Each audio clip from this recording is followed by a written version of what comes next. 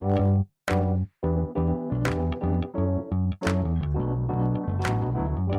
by Riverside.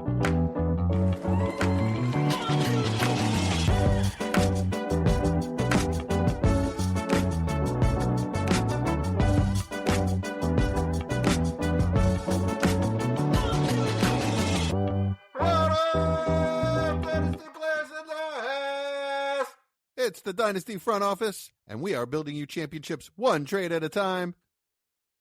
All right, it's time for the trade banger of the week. My name is Chad, and I'm here with my friends Jesse, Mike, and Austin. Every week we bring you a trade that caught our attention for one reason or another. Maybe it's bold, maybe it's risky, maybe someone slipped me $3. Let's get into it. So, 3, that's specific. This is the trade this week, guys. You told me 10. Hold on. I was told I had to do that before you were allowed to do the trade. Oh, yeah. I see. Well, now I forgot it. So. And okay. Yeah, I gave you so much crap about it last week. All right. So, this one's going to be interesting. The trade is actually one that was sent to me in a league. I'm not going to tell you what side I'm on, but it was a trade that was sent to me. And the person that sent it is actually a listener of the show, and they messaged me and they said, "Hey, it'd be fun if you talked about it on the pod." And I was like, "No," but then I thought about it again. I was like, "That could be fun." So yeah, we're gonna do it. Anyways, yeah, and the $3 helped, right? So this week's trade comes from that listener. Again, not gonna say what side I'm on. The trade is Justin Jefferson and Bo Nix for Trevor Lawrence, George Pickens, and Marvin Harrison Jr. Right off the bat, the trade for me was interesting because there's so many questions on both sides, right? That play into how people just kind of value these players overall. You got, Justin Jefferson coming off of the season where he's struggled and people don't know what to do with him. He's reaching that age. Is he 27 or about to be 27? He's 27. I think he is 27, right? Yeah. Mm-hmm. Bo Nix is kind of one of those guys, not quite in that, upper echelon tier quarterback, but also, a lot of potential there. So people kind of value him different ways. Trevor Lawrence coming out of nowhere, right? What the heck is going on here? Like, when did he become good, right? George Pickens, you could say the same thing. T-Law twin there, just good out of nowhere. And then Marvin Harrison Jr. supposed to be good, never good. So what's going on? Yeah, guys, this one's interesting to me. I don't know how you guys feel about it. Austin, I guess we'll start with you here, man. What's going on? Who are you less scared by? I'm less scared by the Bo Nix and Justin Jefferson side. I think it's a lot safer value than the other side. I guess technically if T-Law and Pickens continue their arc, then that would probably be the correct side. But per safety aspects, to me, it's definitely Bo Nix and Justin Jefferson. Yeah, that makes sense. The safety of George Pickens really just locking that other side down, right? No, I hear you, man. Are we to the point in your opinion where like Justin Jefferson's kind of like a value buy? Yeah, right yeah. If you believe he is a better player than what the production was last year, absolutely. If you think for some reason that we've seen his peak and he's not going to reach that again, then you probably take the trade and take the two younger or quote unquote younger receivers. But yeah, absolutely. If he's viewed anywhere in that wide receiver, 5, 6, 7 range, I think a lot of people probably have him at. You could definitely see a good avenue to buy. Yeah, I hear you. Jesse, we know how you feel about Justin Jefferson there, but on the other side, Trevor Lawrence, right? Like that's for me the big question of this trade on that side, the Trevor Lawrence, George Pickens, Marvin Harrison side. What are we expecting from Trevor? Are you buying the value that he's currently being traded for? Is it a piece that you're looking to acquire, or are you just kind of No, he's a screaming sell for me. He's an MVP candidate all of a sudden. It just has come too out of nowhere. If his value is truly that inflated, then it's time to sell him. Because to me, he's just at the top of the tier that's below the elite tier. Right? Does that make sense? Yeah. So well, could you argue that Bo Nix is there too? Yeah, exactly. Yes, I could. And I wouldn't be surprised if Bo Nix had a better fantasy year than Trevor this coming year. Yeah. So I mean, they're both in the same tier to me. So that's a wash, that part of it. Which one's older? Actually, T-Law. Is he? How old is he? 26? I believe so. 1 second. Probably like a But year. Nix is year what, older? 25? Yeah, he's like a year I mean, Nick older. started Nix is what? 26, yeah. Okay, so Nick started what, 167? Nix is about to be 26. Yeah, they're about the same age. Yeah. Yeah, exactly. Yeah, that's what I thought. That's third kind of year a wash. apart. Yeah. Nick started 167 games in college. Is that right? I just go by like a lot or not enough. Yeah. So Yeah. a lot. Many. It was a lot. Yeah, he's on a lot. A lot. Yeah, no, that part of it is a complete wash to me. Yeah, I hear you. And the Mike, right? Like, I don't know if I should even ask you about this trade because we know what side you're on, being the resident Denver Broncos fan. Can you forget Bo Nix is in this trade for a second and focus on the wide receivers here, right? Let me just say on the quarterbacks, like right now, I would actually take Lawrence straight up over Nix because Nix is Really? Oh, wow. Nix is Oh, well, coming tell back us from why. Nix is coming back from an injury, and we also don't know what that's going to look like next year. It obviously Sean Payton's still going to be there. Could have improved weapons, might not. Honestly, he probably has some of the worst weapons in the league, we could argue. Whereas Trevor's got Jacoby Myers, who's probably one of the best number twos, you could argue.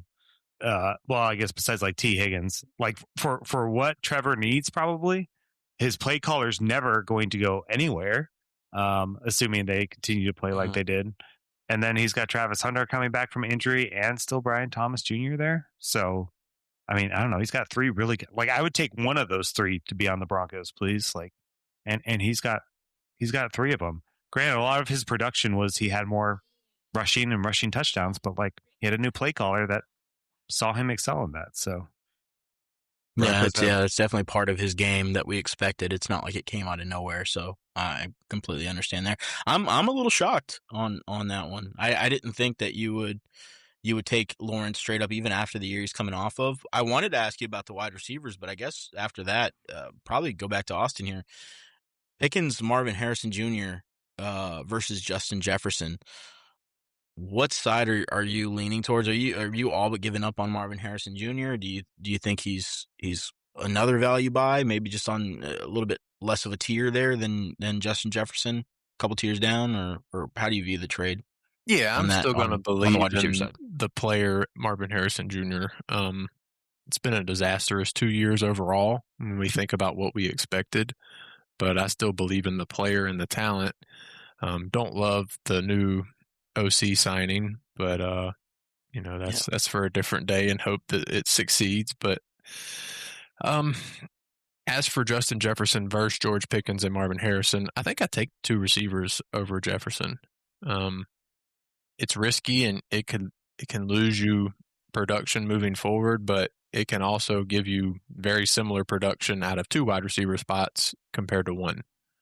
And Jefferson, I did just say he is a buy, but he is 27. The value's never going to be higher. Even if he goes out and dominates next year, he'll be a 28-year-old wide receiver. The likelihood of him being wide receiver 1 or 2 in Dynasty anymore is very slim. So for me, I would take the risk with the two receivers. But I like it. I think that's a very interesting kind of duo trade, if you want to talk about it like that. Jesse, how do you see the trade overall? Overall, it's very risky to take the Trevor and the two wide receiver side. So it just depends on how you see it. Really, both sides carry risk because you don't know. You really don't know anything about the offenses for all three of the wide receivers, right? You don't know who Arizona's quarterback is going to be. You don't know who the Vikings quarterback is going to be. And you don't even know what team George Pickens is going to be on. So yeah, it's a very difficult trade for me would be a very difficult trade for me to pull the trigger on. Like I'm not. It'd be really hard for me to trade Justin Jefferson away, but that does seem like the price. I mean, it seems extremely fair. Mhm. That if I'm going to do it, that does seem like the price. But right now, knowing what I know, which isn't much, I'm probably just going to kind of. It's just too even. I don't feel like I'm gaining enough of an advantage. The one part on me that, or the one part of the trade for me that seems the most concrete as far as the wide receivers go, is George Pickens, and that's really shocking for me to think about. Seeing the three names there, because Justin Jefferson's just so solid, right? But the quarterback play is so abysmal, and you see him coming out in the media and talking about, the quarterback play not being up to par, and there being, years where with a young quarterback that can be like what they had in 2025. Are we banking on them bringing in a good quarterback to where we see that floor kind of rise for him? Because the floor is so low with J.J. McCarthy at this point, in my opinion. Yeah. I mean, the word good might not be the right preface with what I'm about to say, but a name like Tua, who's out of Miami, would instantly put Justin Jefferson's floor back up into that top 5 discussion instantly. So for when Tua's in there, though. But the biggest knock on Tua is that he's not healthy. So then you're right back to J.J. McCarthy. So that's my son we're talking about, but no, that doesn't make me feel great. Maybe J.J. McCarthy does take another step, right? Like we can't say that's not a remote possibility. Oh, it's possible. Yeah. Of course it is, but I don't know. Like Justin Jefferson is one of those players. Like he's 27 years old. It's more of an extreme case of what we talked about a couple of weeks ago with Devonta Smith, right? Like they're reaching that age threshold where you just can't afford to miss on these guys for the next couple of years, because if you do, they're out of that window where they're holding value, right? Is that part of it where, you guys kind of lean towards the other side of the trade, or do you guys see the Justin Jefferson Bo Nix side and say, you know what, I'm willing to take a risk on the player that's probably going to finish, top 2, top 3 if he gets decent quarterback play? That's where I lean. That's the side that I lean, just because of what you just said. Yeah. That's the upside. Yeah, same. You've seen it sustained with Justin Jefferson. I don't have the stats in front of me, but I'm assuming it's probably his worst year in a long time, in at least 2 or 3 years. Worst season ever by far, okay. I think. Yeah, not even close. I mean, there you go. Like the upside is just too great for me. I think if all things are right with Pickens and Marvin Harrison, obviously if Pickens goes for a new system and is a good system, what's the quarterback play like, and then Harrison, is he actually good? Like, I don't know. That's just a lot of risk, frankly, on that side between those two for me.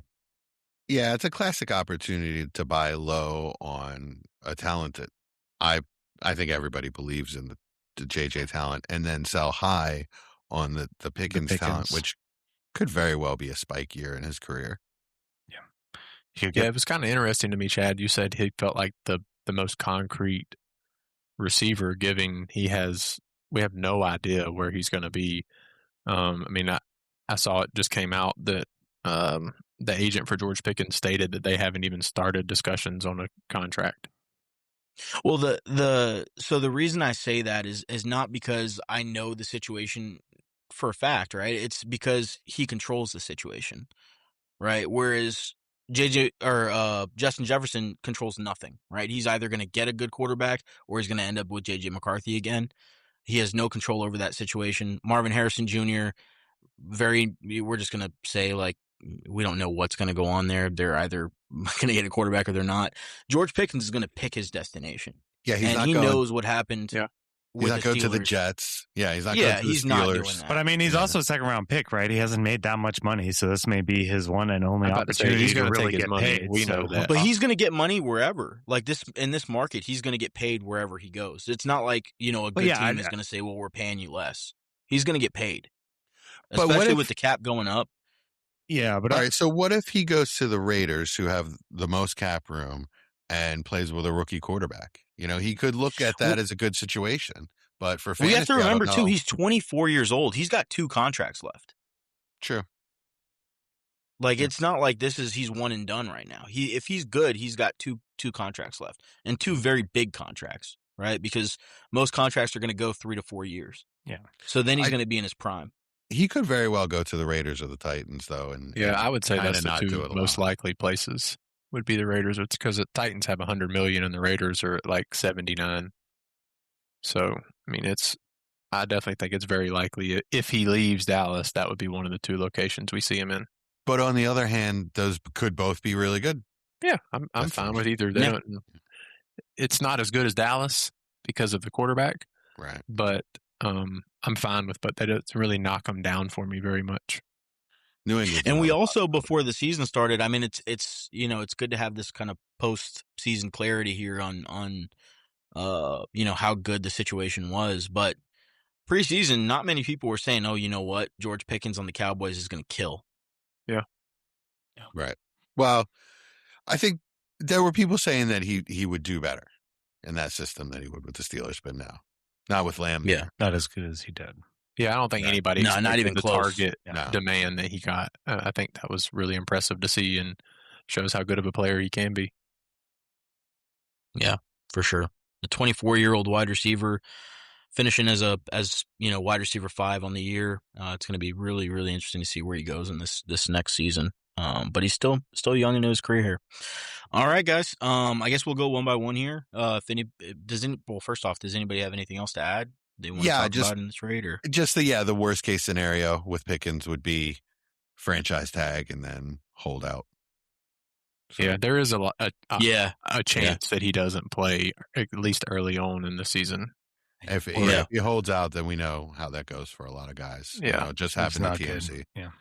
Although the one thing that I would say about that is the Cowboys, we know the Cowboys, right? Like the way they played that Micah Parsons situation and how they came out looking at the end of that deal, I think they're going to try to wipe away some of that stigma. I don't think Jerry Jones likes that people think the Cowboys are cheap and they don't pay players, and that's why he came out consistently after that trade and was like, well, look, we paid CeeDee Lamb, look, we paid Dak, look, we paid Zeke when he was performing, we pay our players, our players.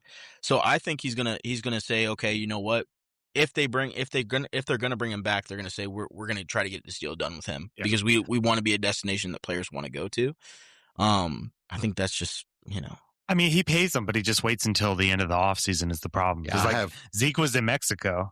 Like, I'm pretty sure Lamb was sitting out part of the offseason too, wasn't he? So that I think that's the thing with historical. Yeah, you're looking at I think that could certainly happen. And hopefully he doesn't do that because I hate it when they're sitting off.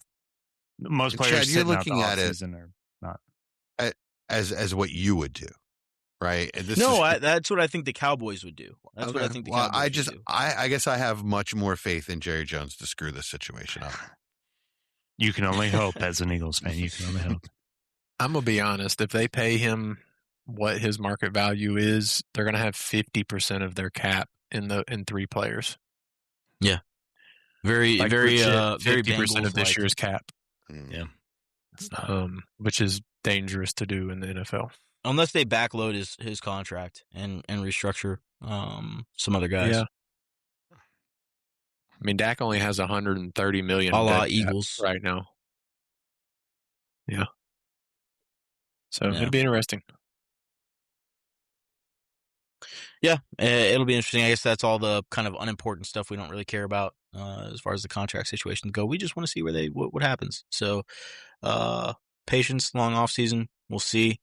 Don't know if I'm going to take this trade or not. I'll tell you guys now. I am I would be receiving the Trevor Lawrence, George Pickens, Marvin Harrison Jr. side. I figured. Don't like giving up Justin Jefferson, but I'm thinking about taking it. We'll see. Anyways, am I allowed to guys, ask who the listener is? Yeah, me too. I'm curious. That's a good trade.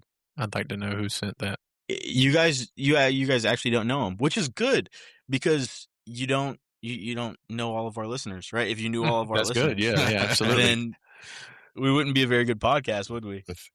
1, 2. You're almost there, Jesse. You're halfway there. Don't even have to take off your shoes to count our listeners. For the non-YouTube listeners there, they were Jesse was counting on his fingers the number of listeners we have. So that's how he has to count, guys, just in case y'all didn't know this. He only knows up to 8. So I used to stop anyways, on the ground. He's got an abacus. Hey, give me Bo Nix, Justin Jefferson side, by the way, in case you didn't know. I just want to put that out I was there. going to go one by one here. Austin, who you got? I'll take Nix and Jefferson, but the more we discussed it, the more interested I was on both sides. Jesse? I want to say the other side just for argument's sake because we agreed too much on the last podcast last week. I got that critique, but no, I'm taking Jefferson. I can't. Interesting. I thought you all were going the to I take the agree other boys side. strike again. Interesting. I thought you all were going to take the other side. Maybe I should have taken the one side. Jeez. We knew you weren't going to. Come on now. Well, you guys love Marvin Harrison, so I just naturally assumed.